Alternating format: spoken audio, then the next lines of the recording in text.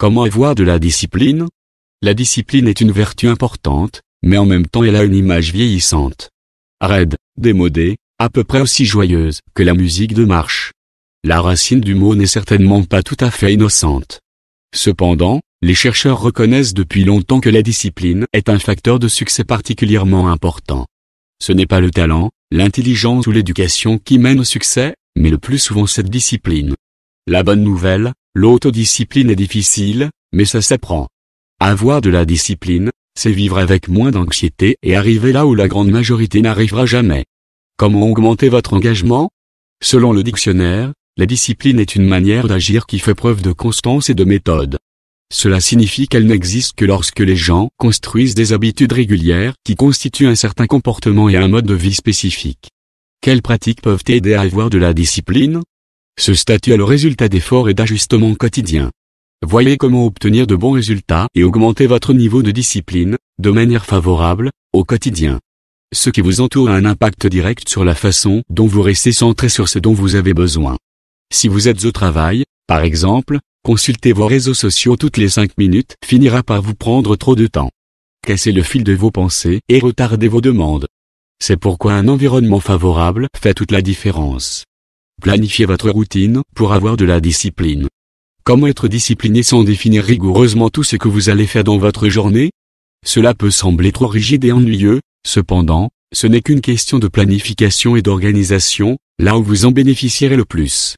Après tout, vous savez déjà tout ce que vous allez faire, alors répartissez simplement vos tâches sur les heures à venir. Je vais vous dire pourquoi c'est important. De cette façon, vous serez toujours conscient du temps nécessaire pour accomplir ces tâches. En réduisant la procrastination et en restant motivé pour respecter un emploi du temps. Si vous cherchez à apprendre à être discipliné, vous êtes certainement déterminé à vous améliorer. Une routine planifiée crée une direction pour cela. Gérez votre temps judicieusement. Toujours en parlant des heures de la journée, le temps est un véritable trésor pour ceux qui veulent plus de discipline. Mieux vous gérez, plus vous serez en mesure de répondre à toutes vos demandes.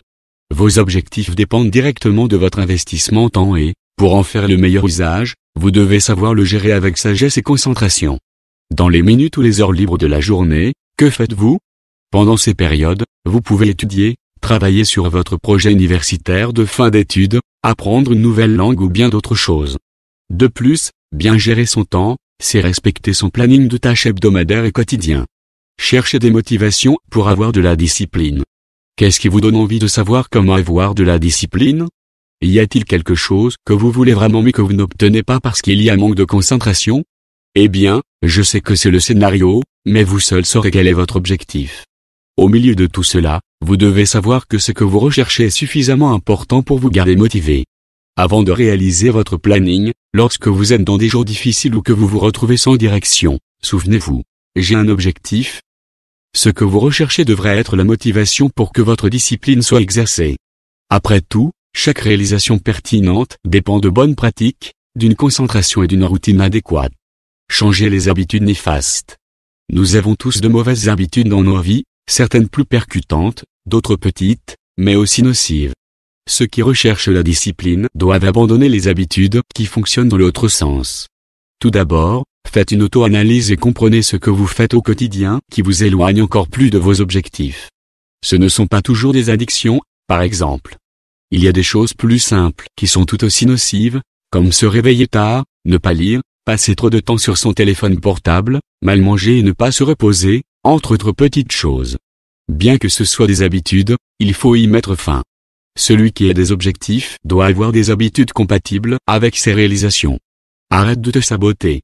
L'auto-sabotage est l'un des principaux ennemis de la discipline et, bien sûr, beaucoup d'entre nous souffrent de ce problème.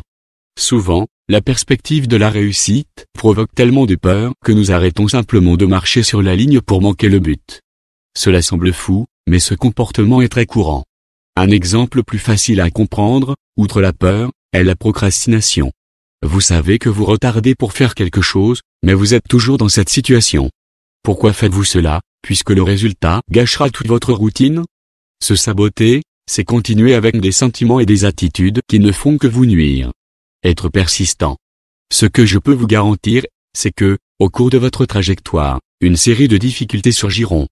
Certaines seront assez percutantes et vous donneront envie d'abandonner, mais ce serait trop facile de tout laisser tomber et de se plaindre de la vie, vous ne trouvez pas? La discipline est un trait que les persistants accumulent également, et qui fait toute la différence. Les personnes disciplinées sont celles qui ont cherché la voie du succès grâce à la planification et à l'organisation. De cette façon, la persévérance n'est qu'une caractéristique de plus que vous devez accumuler. Sinon toute votre concentration sera limitée dans le temps à mesure que les difficultés surviennent.